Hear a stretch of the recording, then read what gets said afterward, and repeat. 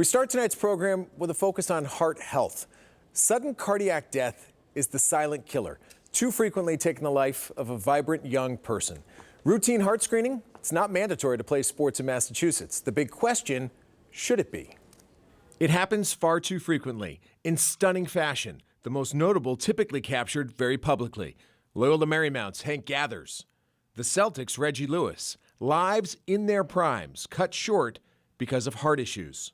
Today, the statistics are stunning, but the steps to take action have been slow for a number of reasons. When we hear about a student athlete or any adolescent that goes down suddenly from an undiagnosed cardiac arrhythmia or arrest, it's frightening. It's scary information. I went to Needham High School, which has got about 2,000 kids in that high school.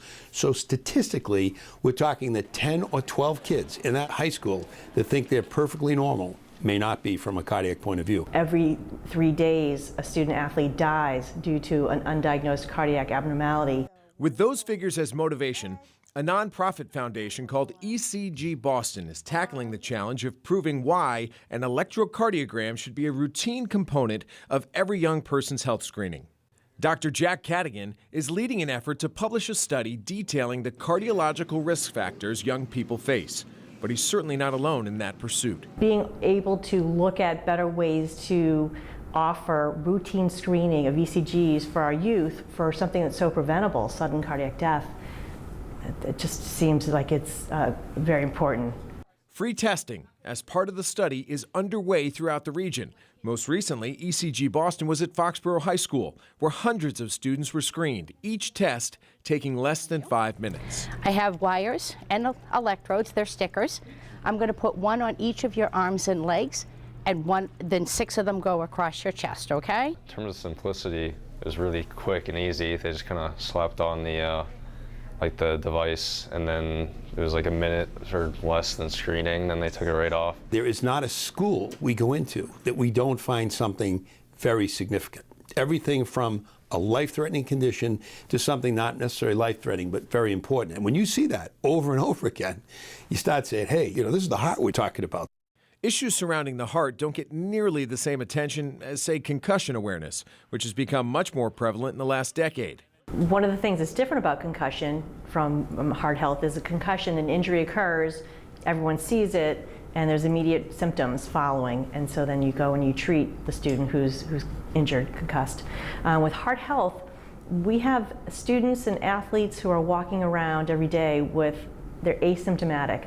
For Dr. Cadigan, this issue is personal, far beyond the lives that he touches every day at work. Are you any more or less passionate because of what you experienced personally with Jack? I am absolutely more passionate. Jack Cadigan IV, the cardiologist's son, diagnosed with a significant heart anomaly in 2012, shortly after his dad hooked him up to an ECG machine during a service trip to Haiti. If my son could be saved, and now I've met parents whose children have died, how can I not extend that offering to them? It just seems to me almost morally not right. That's how I look at it.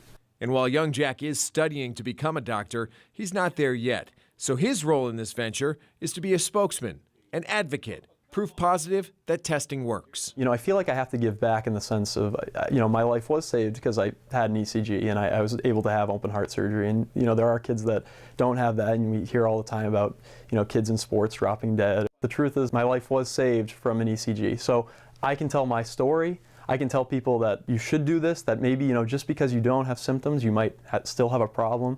That's kind of the role I serve. I'm somebody that's very vocal. I can get out there and really advocate for it. Despite the advocacy, the passionate connection, it's still stunning that turnout for testing, even when that testing is offered free of charge, remains low. It is frustrating because, at least for the study, help us define the way to go with this. Let's try, one kid's death, if we could prevent that, is huge. So it's worth doing. Probably that unknown factor probably scares people, makes them, I guess, put off from doing it. Sometimes people don't always want to investigate further to know. That being said, I also think there's just not enough information out there about the importance of heart health. How do you see this playing out over the course of 20, 25 years? So my bias, if the study shows what I think it will be, and also knowing other literature around this issue, just like an adult would go into their physician or provider and have testing done and a routine ECG at some point, that a child would also, as a wellness physical, at some place in their life, they would have an ECG done to sort of make sure they're heart healthy. Well, you can help and you can have some fun while helping. The Boston ECG Project is hosting a special event Wednesday, March 20th in Milton. One shining moment. I'll be there. We're going to be watching some basketball. There's going to be raffle prizes. You'll meet some good people along the way. If you can't make it and want to learn more, visit the website bostonecgproject.com. Now, you heard Dr. Cadigan say the screeners find something at every high school, and that's true.